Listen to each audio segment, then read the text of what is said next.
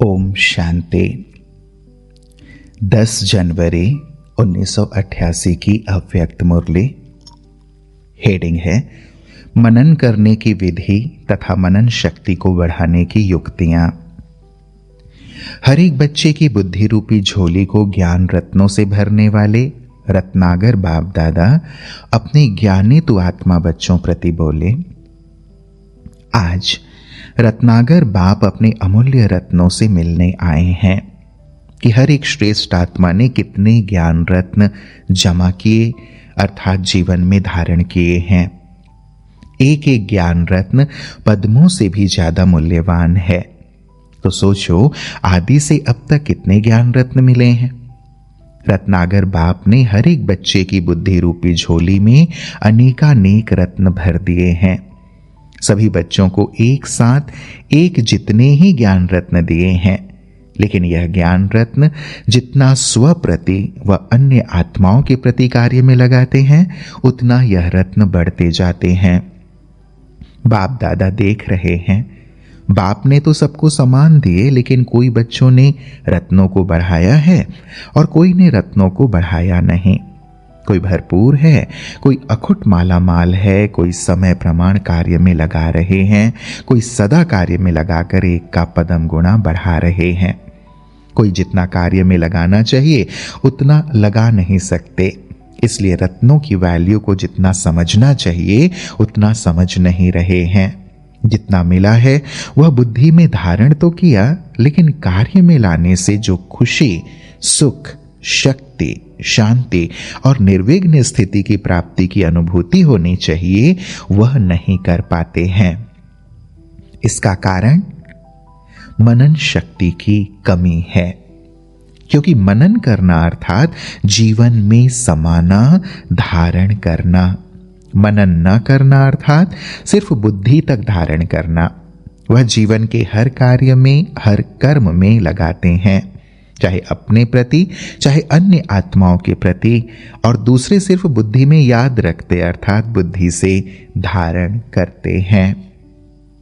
जैसे कोई भी स्थूल खजाने को सिर्फ तिजोरी में व लॉकर में रख लो और समय प्रमाण व सदा काम में नहीं लगाओ तो वह खुशी की प्राप्ति नहीं होती है। सिर्फ दिल का दिलासा रहता है कि हमारे पास है, ना बढ़ेगा ना अनुभूति होगी। ऐसे ज्ञान रत्न अगर सिर्फ बुद्धि में धारण किया, याद रखा, मुख से वर्णन किया, पॉइंट बहुत अच्छी है, तो थोड़ी समय के लिए अच्छी पॉइंट का अच्छा नशा रहता है, लेकिन जीवन में हर कर्म में उन ज्ञान रत्नों को लाना है। क्योंकि ज्ञान रत्न भी है, ज्ञान रोशनी भी है, ज्ञान शक्ति भी है। इसलिए अगर इस विधि से कर्म में नहीं लाया तो बढ़ता नहीं है व अनुभूति नहीं होती है। ज्ञान पढ़ाई भी है, ज्ञान लड़ाई के श्रेष्ठ शस्त्र भी हैं। यह है ज्ञान का मूल्य। मूल्य को जानना अर्थात कार्य में लगाना, और जितना जितना कार्य में लगाते हैं उतना शक्ति का अनुभव करते जाते हैं। जैसे शस्त्र को समय प्रमाण यूज नहीं करो तो वह शस्त्र बेकार हो जाता है, अर्थात उसकी जो वैल्यू है वह उतनी नहीं रहती है। ज्ञान भी शस्त्र है। अगर मायाजीत बनने के समय शस्त्र को कार्य में नहीं लगाया तो जो वैल्यू है उसको कम कर दिया, क्योंकि लाभ नहीं लिया। लाभ लेना अर्थात वैल्यू रखना। ज्ञान रत्न सबके पास हैं क्योंकि अधिकारी हो, लेकिन भरपूर रहने में नंबरवार हो। मूल कारण सुनाया, मनन शक्ति की कमी। मनन शक्ति बाप के खजाने को अपना खजाना अनुभव कराने का आधार है। जैसे स्थूल भोजन हजम होने से खून बन जाता है, क्योंकि भोजन अलग है, उसको जब हजम कर लेते हो तो वह खून के रूप में अपना बन जाता है। ऐसे मनन शक्ति से बाप का खजाना सो मेरा खजाना, यह अपना अधिकार, अपना खजाना अनुभव होता है। बाप दादा पहले भी सुनाते रहे हैं, अपनी घोंट तो नशा चढ़े, अर्थात बाप के खजाने को मनन शक्ति से कार्य में लगाकर प्राप्तियों की अनुभूति करो तो नशा चढ़े।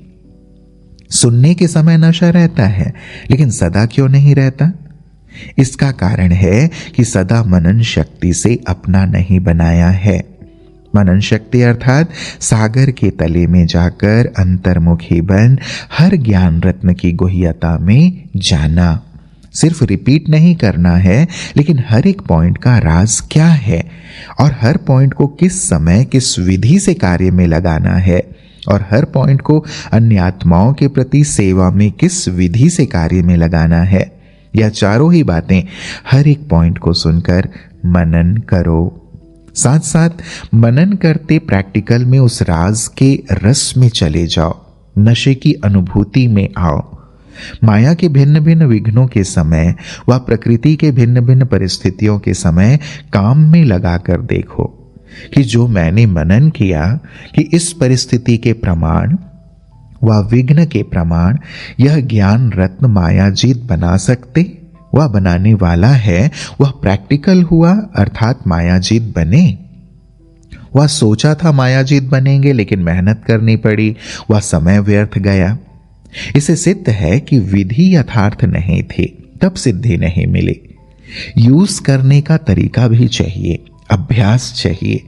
जैसे साइंस वाले भी बहुत पावरफुल बॉम्ब्स, शक्तिशाली गोले ले जाते हैं, समझते हैं बस इससे अब तो जीत लेंगे, लेकिन यूज करने वाले को यूज करने का ढंग नहीं आता तो पावरफुल बॉम्ब होते भी यहां वहां ऐसे स्थान पर जाकर गिरता जो व्यर्थ चला जाता।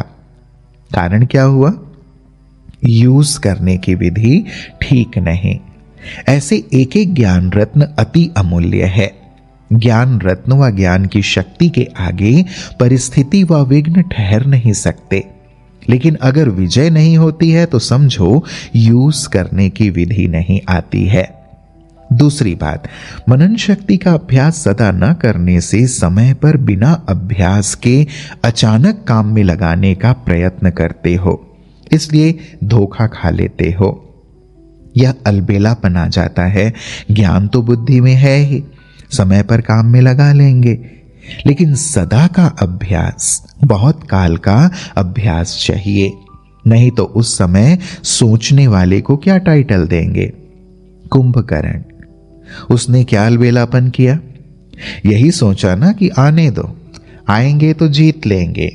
तो ऐसा सोचना कि समय पर हो जाएगा, यह अलबेलापन धोखा दे देता है। इसलिए हर रोज मनन शक्ति को बढ़ाते जाओ। रिवाइज कोर्स में वह अव्यक्त जो रोज सुनते हो, तो मनन शक्ति को बढ़ाने के लिए रोज कोई ना कोई एक विशेष पॉइंट बुद्धि में धारण करो और जो 4 बातें सुनाई उस विधि से अभ्यास करो। चलते फिरते हर कर्म करते, चाहे स्थूल कर्म करते हो, चाहे सेवा का कर्म करते हो, लेकिन सारा दिन मनन चलता रहे।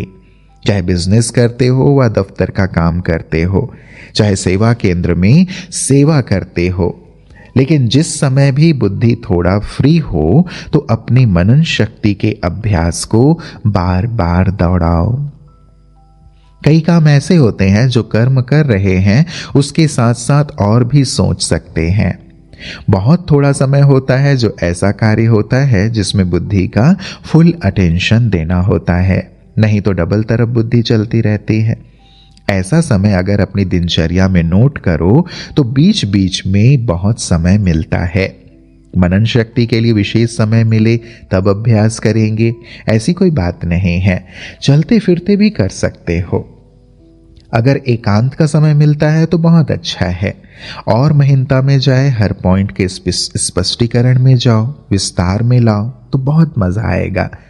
लेकिन पहले पॉइंट के नशे की स्थिति में स्थित होके करना, फिर बोर नहीं होंगे। नहीं तो सिर्फ रिपीट कर लेते हैं, फिर कहते यह तो हो गया, अब क्या करें। जैसे कई सुदर्शन चक्र चलाने में हंसाते हैं ना, चक्र क्या चलाएं, 5 मिनट में चक्र पूरा हो जाता है। स्थिति का अनुभव करने नहीं आता है तो सिर्फ रिपीट कर लेते हैं। सतयुग, त्रेता, द्वापर, कलयुग, इतने जन्म, इतनी आयु, इतना समय है, बस पूरा हो गया। लेकिन सुदर्शन चक्रधारी बनना अर्थात नॉलेजफुल, पावरफुल स्थिति का अनुभव करना, पॉइंट के नशे में स्थित रहना, राज में राजयुक्त बनना, ऐसा अभ्यास हर पॉइंट में करो। या तो एक स्वदर्शन चक्र की बात सुनाई, ऐसे हर ज्ञान की पॉइंट को मनन करो और बीच बीच में अभ्यास करो। ऐसे नहीं सिर्फ आधा घंटा मनन किया, समय मिले और बुद्धि मनन के अभ्यास में चली जाए। मनन शक्ति से बुद्धि बिजी रहेगी तो स्वतः ही सहज माया जीत बन जाएंगे। बिजी देख, माया आपे ही किनारा कर लेगी। माया आए और युद्ध करो, भगाओ, फिर कभी हार कभी जीत हो, यह चींटी मार का पुरुषार्थ है। अब तो तीव्र पुरुषार्थ करने का समय है, उड़ने का समय है। इसलिए मनन शक्ति से बुद्धि को बिजी रखो। इसी मनन शक्ति से याद की शक्ति में मग्न रहना, यह अनुभव सहज हो जाएगा। मनन माया जीत और व्यर्थ संकल्पों से मुक्त कर देता है। जहां व्यर्थ नहीं, विघ्न नहीं, तो समर्थ स्थिति व लगन में मगन रहने की स्थिति स्वतः ही हो जाती है। कई सोचते हैं बीज रूप स्थिति या शक्तिशाली याद की स्थिति कम रहती है या बहुत अटेंशन देने के बाद अनुभव होता है। इसका कारण अगली बार भी सुनाया कि लीकेज है। बुद्धि की शक्ति व्यर्थ की तरफ बढ़ जाती है। कभी व्यर्थ संकल्प चलेंगे, कभी साधारण संकल्प चलेंगे। जो काम कर रहे हैं उसी के संकल्प में बुद्धि का बिजी रहना, इसको कहते हैं साधारण संकल्प। याद की शक्ति या मनन शक्ति जो होनी चाहिए वह नहीं होती और अपने को खुश कर लेते कि आज कोई पाप कर्म नहीं हुआ, व्यर्थ नहीं चला, किसको दुख नहीं दिया। लेकिन समर्थ संकल्प, समर्थ स्थिति, शक्तिशाली याद रही। अगर वह नहीं रही तो इसको कहेंगे साधारण संकल्प। कर्म किया लेकिन कर्म और योग साथ साथ नहीं रहा। कर्म करता बने लेकिन कर्म योगी नहीं बने। इसलिए कर्म करते भी या मनन शक्ति या मग्न स्थिति की शक्ति, दोनों में से एक की अनुभूति सदा रहनी चाहिए। यह दोनों स्थितियां शक्तिशाली सेवा कराने के आधार हैं। मनन करने वाले अभ्यास होने के कारण जिस समय जो स्थिति बनाने चाहें वह बना सकेंगे। लिंक रहने से लीकेज खत्म हो जाएगी और जिस समय जो अनुभूति, चाहे बीज रूप स्थिति की, चाहे फरिश्ते रूप की, जो करना चाहो वह सहज कर सकेंगे। क्योंकि जब ज्ञान की स्मृति है तो ज्ञान के सिमरण से ज्ञानदाता स्वतः ही याद रहता। तो समझा मनन कैसे करना है?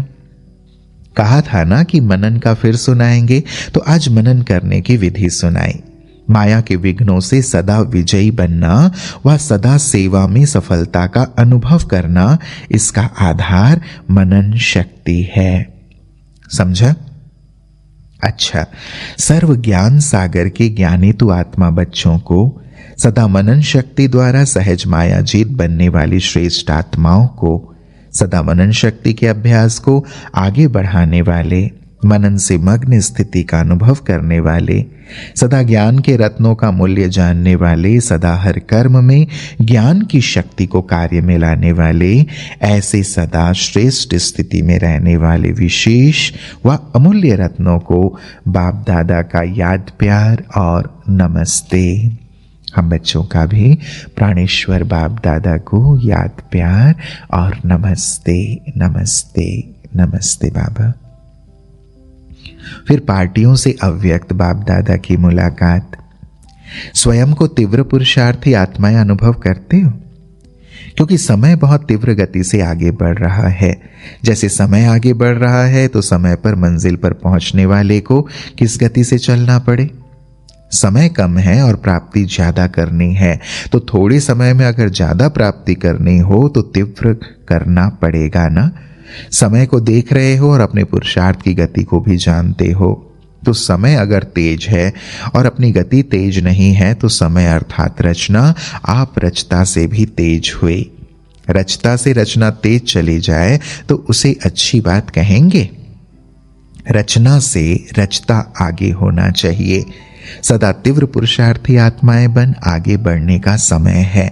अगर आगे बढ़ते कोई साइड सीन को भी देख रुकते हो तो रुकने वाले ठीक समय पर पहुंच नहीं सकेंगे।